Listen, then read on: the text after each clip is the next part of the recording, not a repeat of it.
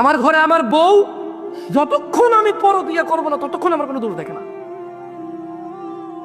আমার ঘরের বউ যতক্ষণ আমি পরকিয়া করবো না, আরেক মহিলার সাথে কথা বলবো না, আমি চুরি ডাকাতি দুর্নীতি রাহাজানি হত্যা খুন মারামারি কাটাকাটি নেশা যা খুশি তা করি, আমার বউর কাছে আমি খারাপ হবো না।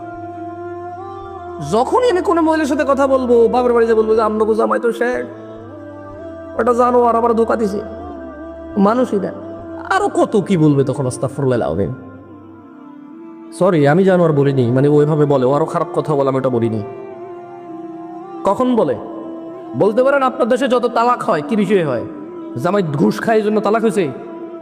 জামাই সুদ, আপনার গ্রামে একটা মেয়ে বলেন তো যেটা ডিভোর্স হয়েছে শুধু জামাই সুদখোর ঘুষখোর, ওই মানে এরা ফালতু মানে আমি ভালো রাজনীতি ফালতু রাজনীতি এভাবে বলবো না আমি, ও রাজনীতি করে প্রভাব খাটায়, মানে ওর রাজনীতির ধারা ভালো না, ও জোর জবরদস্তি করে, চাঁদাবাজি করে, এই কারণে কারো তালাক হয়েছে বলতে পারেন?